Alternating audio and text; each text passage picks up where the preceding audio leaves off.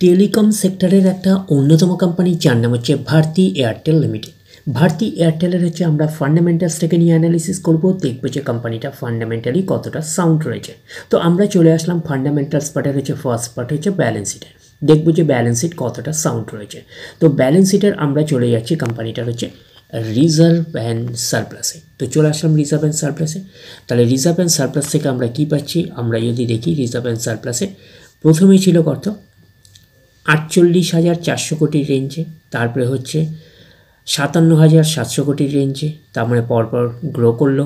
তারপরে আবার একটা ডাউন পারফরমেন্স হলো 37,700 কোটি রেঞ্জে বলতে পারেন। তারপরে সেটা আবার গ্রো করে 64,700, তারপরে সেটা আবার একটা ডাউন পারফরমেন্স করে 65,400 কোটির রেঞ্জে, তারপরে সেটা আবার জাম্প করে 67,500 কোটির রেঞ্জে, তারপরে আবার জাম্প করে 69,400 কোটির রেঞ্জে। 69,400 কোটির রেঞ্জের পরে আমরা যেটা পাচ্ছি সেটা হচ্ছে 74,400 কোটির রেঞ্জে, তারপরে সেটা আবার ডাউন পারফরমেন্স করে 56,200 কোটির রেঞ্জে, তারপরে আবার গ্রো করে 63,700 কোটির রেঞ্জে, তারপরে আবার গ্রো করে 74,700 কোটির রেঞ্জে, তারপরে হচ্ছে 79,100 কোটির রেঞ্জে, তারপরে হচ্ছে 84,200 কোটির রেঞ্জে আমরা রিজার্ভ অ্যান্ড সারপ্লাস পাচ্ছি। তো রিজার্ভ অ্যান্ড সারপ্লাসের মধ্যে আমরা কি পাচ্ছি, রিজার্ভ অ্যান্ড সারপ্লাসের মধ্যে আমরা যদি দেখি লাস্টের দিকের কটা বছর মুখ কিন্তু আমরা পাচ্ছি কিন্তু একটা কনসিস্টেন্সি পাচ্ছি, একটা কিন্তু গ্রোথ পাচ্ছি। তো এটা কোম্পানির ক্ষেত্রে কিন্তু একটা পজিটিভ সাইন। তো এটা থেকে একটা আমরা ওভারভিউ পেতে পারি যে নেট প্রফিটের মধ্যেও কনসিস্টেন্সি প্লাস গ্রোথ থাকার পসিবিলিটিস অনেক অংশ রয়েছে। তার কারণটা কি, নেট প্রফিটের কিছু অংশ রিজার্ভ অ্যান্ড সারপ্লাসে ট্রান্সফার হয়। তো ওভারঅল ভিউটা আমাদের কাছে ক্লিয়ার হয়ে যাবে কোম্পানিটার প্রফিট অ্যান্ড লসে গেলে। তো প্রফিট অ্যান্ড লসে গেলে ক্লিয়ার হয়ে যাবে যে নেট প্রফিটের মধ্যে কতটা কনসিস্টেন্সি রয়েছে, কতটা গ্রোথ রয়েছে। তো এইবারে আমরা চলে যাচ্ছি কোম্পানিটার হচ্ছে বরিংয়ে। বরিং পার্টের হচ্ছে আমরা চলে আসছি লং টার্ম বরিং। প্রথমে ছিল 54,900 কোটির রেঞ্জে, তারপরে হচ্ছে 61,100 কোটি বাড়লো, তারপরে হচ্ছে 89,200 কোটির রেঞ্জে, তারপরেও সেম হচ্ছে 89,600 কোটির রেঞ্জে, তারপরে একটু ডাউন পারফরমেন্স করে 84,900 কোটি রেঞ্জে, তারপরে আবার একটা ডাউন পারফরমেন্স করেছে 82,400 কোটির রেঞ্জে। 82,400 কোটির রেঞ্জের পরে আমরা যেটা পাচ্ছি সেটা হচ্ছে আবার বেড়ে 91,000 কোটির রেঞ্জে, তারপরে 1,10,000, 1,13,000, 1,51,000, তারপরে আবার একটা কমে হচ্ছে 1,30,000, তারপরে সেটা আবার কমে 1,16,500 কোটির রেঞ্জে লং টার্ম বোরিং রয়েছে, আমরা এইটুকুনি বলতে পারি। তো ওভারঅল দেখে আমরা বুঝতে পারছি যে লং টার্ম বোরিং কিন্তু অনেকটাই রয়েছে। আমরা লং টার্ম বোরিং পাচ্ছি 1,16,500 কোটির রেঞ্জে বলতে পারি। তো লং টার্ম বোরিং থাকা ভালো না খারাপ, যদি বলেন এক কথায় খারাপ। তার কারণটা কি, কোম্পানির এক্সট্রা বার্ডেন থাকে ইন্টারেস্ট পে করার ব্যাপারে, এটুকুনি মাথায় রাখবেন। তারপরে আমরা চলে যাচ্ছি কোম্পানিটার হচ্ছে শর্ট টার্ম বোরিং। 20,900 কোটির রেঞ্জে 8,800, 5,700, 12,900, 12,900, 31,000। তো 31,000-এর পরে আমরা যেটা পাচ্ছি সেটা হচ্ছে 16,700, 19,200, 19,300, 13,900, 20,900 এবং 29,700 কোটির রেঞ্জে শর্ট টার্ম বোরিং রয়েছে। তো শর্ট টার্ম বোরিং হচ্ছে ফ্ল্যাকচুয়েটিং ম্যানারে থাকে, প্রতি বছর আপস অ্যান্ড ডাউন্স করে। তো আমরা শর্ট টার্ম বোরিংয়ের থেকে বেশি যেটা গুরুত্ব দিই সেটা হচ্ছে লং টার্ম বোরিংকে। তো এইবারে আমরা চলে যাব কোম্পানিটার হচ্ছে ক্যাশ অ্যান্ড ক্যাশ ইকুইভ্যালেন্টে। দেখব যে ক্যাশ অ্যান্ড ক্যাশ ইকুইভ্যালেন্টের অবস্থান কী রকম রয়েছে। তো আমরা চলে আসলাম কোম্পানিটার ক্যাশ অ্যান্ড ক্যাশ ইকুইভ্যালেন্ট। প্রথমে ছিল 1,600 কোটির রেঞ্জে, তারপরে 4,900 কোটির রেঞ্জে, 2,000 কোটির রেঞ্জে, 5,000 কোটির রেঞ্জে, সেম 5,000 কোটির রেঞ্জে, 6,600 কোটির রেঞ্জে, 8,000 কোটির রেঞ্জে। 8,000 কোটির রেঞ্জের পরে আমরা যেটা পাচ্ছি সেটা হচ্ছে 15,800 কোটির রেঞ্জে, 13,400 কোটি, 13,400 কোটি, 13,400 কোটি, 16,300 কোটির রেঞ্জে, 12,200 কোটির রেঞ্জে ক্যাশ অ্যান্ড ক্যাশ ইকুইভ্যালেন্ট রয়েছে। তো ওভারঅল এই ব্যালেন্স শিটটাকে আমরা 5 স্টার টাইপের ব্যালেন্স শিট না বললেও অ্যাটলিস্ট কিন্তু 4 স্টার টাইপের ব্যালেন্স শিট হিসাবে কনসিডার করতেই পারি। তার কারণটা কি, ক্যাশ অ্যান্ড ক্যাশ ইকুইভ্যালেন্ট ঠিকঠাকই রয়েছে বলতে পারি 12,200 কোটির রেঞ্জে। এবং কোম্পানিটার আমরা শর্ট টার্ম বোরিং কী পেয়েছি, শর্ট টার্ম বোরিং হচ্ছে 29,700 কোটির রেঞ্জে রয়েছে। তো শর্ট টার্ম বোরিং কিন্তু ফ্ল্যাকচুয়েটিং ম্যানারে থাকে, প্রতি বছর আপস অ্যান্ড ডাউন্স করে। আর লং টার্ম বোরিং রয়েছে 1,16,500 কোটির রেঞ্জে। তো লং টার্ম বোরিং কিন্তু অনেকটাই রয়েছে, এটুখানি বলতে পারি।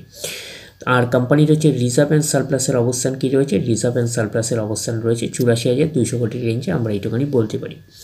তো এইবারে আমরা চলে যাবো কোম্পানিটার হচ্ছে প্রফিট অ্যান্ড লসে, দেখবো যে প্রফিট অ্যান্ড লসের অবস্থান কী রকম রয়েছে। তো আমরা চলে আসলাম কোম্পানিটার প্রফিট অ্যান্ড লসে। আমরা ডিরেক্টলি চলে যাব কোম্পানিটার হচ্ছে নেট প্রফিটে, দেখবো যে নেট প্রফিটের অবস্থান কী রকম রয়েছে। চলে আসলাম নেট প্রফিটে 2267, তারপরে সেটা গ্রো করে 3019 কোটি গ্রো করলো, তারপরে সেটা হচ্ছে আবার গ্রো করে 5048, তারপরে 5048-এর পরে 6893 পরপর গ্রো করলো, তারপরে আবার একটা ডাউন পারফরমেন্স করে 4241, তারপরে আবার ডাউন পারফরমেন্স করে 2184, তারপরে আবার ডাউন পারফরমেন্স করে 1688, তারপরে কিন্তু কোম্পানি লসে রান করলো, মাইনাস আছে, লস হলো 30,664। 30,664 পরে সেই লসটা কিন্তু কিছুটা কমে, কিছুটা না অনেকটাই কমে হয়ে গেল 12,364। তারপরে কিন্তু আবার কামব্যাক করে প্রফিট দেখাতে শুরু করলো 8,305, তারপরে সেটা আবার গ্রো করে 12,287, তারপরে আবার একটা ডাউন পারফরমেন্স করে 8,558, তারপরে আবার কিন্তু গ্রো করে হচ্ছে 13,816।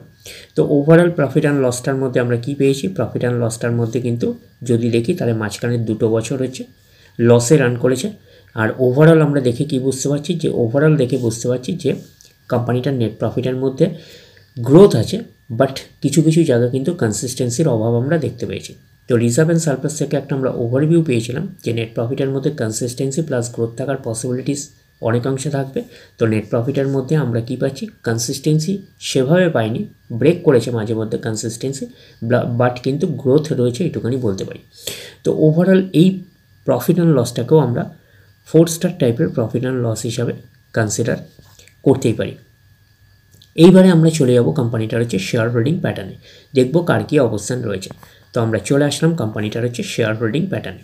তো শেয়ার হোল্ডিং প্যাটার্নে আমরা পাচ্ছি কি, প্রমোটার মিন্সকে কোম্পানির ওনার কত পার্সেন্ট স্টেক হোল্ড করে রয়েছে, 53.14%, FIS ফরেন ইনস্টিটিউশনাল ইনভেস্টার রয়েছে 25.07%, DIS ডোমেস্টিক ইনস্টিটিউশনাল 18.65%, গভর্নমেন্ট রয়েছে না থাকার মতন 0.12%, আর পাবলিক রয়েছে 2.93%, আর আদার্স রয়েছে না থাকার মতন 0.07%।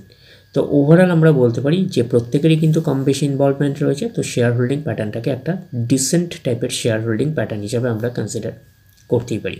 তো কোম্পানিটার নাম বলাই হয়ে গেছে ভারতী এয়ারটেল লিমিটেড। তো কোম্পানিটা হচ্ছে টেলিকম সেক্টরের ওপরে কিন্তু কাজ করছে, এটুকুনি মাথায় রাখবেন। এবং কোম্পানিটার মার্কেট ক্যাপিটালাইজ কত রয়েছে, কোম্পানিটার মার্কেট ক্যাপিটালাইজ হচ্ছে অ্যাপ্রক্স বলতে পারেন 9.5 লাখ কোটি টাকার মার্কেট ক্যাপিটালাইজ। অর্থাৎ এই কোম্পানিটাকে আমরা ব্লু চিপ লার্জ ক্যাপ টাইপের কোম্পানি হিসাবে কনসিডার করতেই পারি। এবং কোম্পানিটা কিন্তু নিফটি 50-র একটা স্টক, এটুকুনি মাথায় রাখবেন। তো কোম্পানিটার আমরা যদি ROCE দেখি, return on capital employed 13.1%, ROE return on equity আছে 14.9%, তাহলে ROCE আর ROE ডিসেন্ট রয়েছে, আমরা এইটুকুনি বলতে পারি। তো কোম্পানির পারফরমেন্সের উপরে কিন্তু ডিপেন্ড করে ROCE আর ROE। আগামী দিনে যদি আরও কোম্পানি ভালো পারফরমেন্স করে, আরও গ্রোথ দেখাতে শুরু করে, তাহলে ROCE আর ROE হচ্ছে আরও ইমপ্রুভ করবে। তো এইবারে আমরা চলে যাব কোম্পানিটার হচ্ছে চার্ট প্যাটার্নে, দেখবো যে শেয়ার হোল্ডারদের কতটা রিটার্ন জেনারেট করেছে। তাহলে আমরা চলে যাচ্ছি কোম্পানিটার চার্ট প্যাটার্নে। আমরা চলে আসলাম কোম্পানিটার হচ্ছে চার্ট প্যাটার্নে। তো কোম্পানিটা হচ্ছে এখন ট্রেড করছে কত, 1604 টাকায় এখন ট্রেড করছে। তো আমরা যদি চলে যাই কোম্পানিটার মার্কেট ক্যাপিটালাইজ, অলরেডি আপনাদের বলা হয়ে গেছিলো অ্যাপ্রক্স 9.5 লাখ কোটি টাকার মার্কেট ক্যাপিটালাইজ। অর্থাৎ এই কোম্পানিটাকে আমরা ব্লু চিপ লার্জ ক্যাপ টাইপের কোম্পানি হিসাবে কনসিডার করতেই পারি। এবং কোম্পানিটার PE রেশিও আছে কত, 77.63 হচ্ছে PE রেশিও। এবং কোম্পানিটার আমরা যদি 52 উইক হাই চাই, 1779 টাকা হচ্ছে 52 উইক হাই। এবং কোম্পানিটার আমরা যদি 52 উইক লো চাই, 960 টাকা হচ্ছে 52 উইক লো। তো কোম্পানিটার আমরা যদি একদিনের পারফরমেন্সে আসি, তো একদিনে হচ্ছে 0.5% মতন পজিটিভ রিটার্ন জেনারেট করছে একদিনে। 5 দিনের পারফরমেন্স করেছে 1.5% মতন নেগেটিভ রিটার্ন জেনারেট করেছে 5 দিনে। 1 মাসের পারফরমেন্স করেছে 3% মতন পজিটিভ রিটার্ন জেনারেট করেছে 1 মাসে। 6 মাসের পারফরমেন্স করেছে 12.5%-এর মতন পজিটিভ রিটার্ন জেনারেট করেছে 6 মাসে। 1 জানুয়ারি থেকে পারফরমেন্স করেছে 58%-এর মতন পজিটিভ রিটার্ন জেনারেট করেছে 1 জানুয়ারি থেকে। আমরা যদি চলে যাই 1 বছরে, তো 1 বছরে হচ্ছে 60%-এর মতন পজিটিভ রিটার্ন জেনারেট করেছে 1 বছরে। তো ন্যাচারাল ব্যাপার, আমরা জানি যে শর্ট টার্মে সেভাবে ওয়েলথ ক্রিয়েট হয় না স্টক মার্কেট থেকে। যত লং খেলবেন স্টক মার্কেটে তত হচ্ছে ওয়েলথ ক্রিয়েট হয়। বাট এই কোম্পানিটা কিন্তু শর্ট টার্মে অর্থাৎ 1 বছরে কিন্তু একটা ডিসেন্ট টাইপের পারফরমেন্স করেছে। আমরা এইটুখানি বলতে পারি 60%-এর মতন পজিটিভ রিটার্ন জেনারেট করেছে 1 বছরে অর্থাৎ শর্ট টার্মে। তো এখন দেখার বিষয়, কোম্পানিটা কি লং টার্মে ভালো পারফরমেন্স করেছে, লং টার্মে কি শেয়ার হোল্ডারদের ওয়েলথ ক্রিয়েট করে দিয়েছে, সেটাই কিন্তু এখন আমাদের দেখার বিষয়। তাহলে আমরা চলে যাচ্ছি কোম্পানিটার 5 বছরের চার্ট প্যাটার্নে। তো 5 বছরে কীরকম পারফরমেন্স করেছে, 282%-এর মতন পজিটিভ রিটার্ন জেনারেট করেছে 5 বছরে। তো 100% মানে ইনভেস্টমেন্ট ডবল। তো ইনভেস্টমেন্টকে আমরা এইটুখানি বলতে পারি 4 গুণের প্রায় কাছাকাছি করে দিয়েছে 5 বছরে। তো 5 বছরে কিন্তু হিউজ ওয়েলথ ক্রিয়েট করে দিয়েছে শেয়ার হোল্ডারদের, আমরা এইটুখানি বলতেই পারি। তো ব্লু চিপ লার্জ ক্যাপ টাইপের কোম্পানিগুলোর মেন টার্গেট হচ্ছে 5 বছরে ইনভেস্টমেন্টকে ডবল করা। তো এই কোম্পানিটাও হচ্ছে ব্লু চিপ লার্জ ক্যাপ টাইপের কোম্পানি, বাট এই কোম্পানিটা কিন্তু ইনভেস্টমেন্টকে কিন্তু 4 গুণের প্রায় কাছাকাছি করে দিয়েছে 5 বছরে, বলতেই পারি। এইবারে আমরা চলে যাচ্ছি ম্যাক্সিমাম চার্ট প্যাটার্নে। তো ম্যাক্সিমাম চার্ট প্যাটার্ন হিসাবে পারফরমেন্স করেছে 8121%-এর মতন পজিটিভ রিটার্ন জেনারেট করেছে অল টাইম বা ম্যাক্সিমাম। তো কোম্পানিটা লিস্টেড হয়েছে কবে, কোম্পানিটা লিস্টেড হয়েছে 2002-তে লিস্টেড হয়েছে। তাহলে 2002 থেকে এখনও অবধি রিটার্ন জেনারেট করেছে 8121%-এর মতন পজিটিভ রিটার্ন জেনারেট করেছে অল টাইম বা ম্যাক্সিমাম। তো ম্যাক্সিমাম চার্ট প্যাটার্নটা কিন্তু লেফট টু রাইট ওপরের দিকে মুভ করছে। তো সেই হিসাবে কিন্তু একটা ডিসেন্ট টাইপের চার্ট প্যাটার্ন হিসাবে আমরা কনসিডার করতেই পারি। তো ওভারঅল এই কোম্পানিটাকে আমরা ফান্ডামেন্টালি কিন্তু সাউন্ড কোম্পানি হিসাবে কিন্তু কনসিডার করতেই পারি। তো ডিরেক্টলি গিয়ে জাম্প করে বাই করবেন না, ফার্দার স্টাডি করবেন। আফটার দ্যাট হচ্ছে আপনারা ডিসাইড করবেন এই স্টকটা বাই করবেন কি করবেন না। তাহলে এই অবধি, নেক্সট ভিডিওতে আবার আপনাদের সাথে আমার দেখা হচ্ছে। ধন্যবাদ।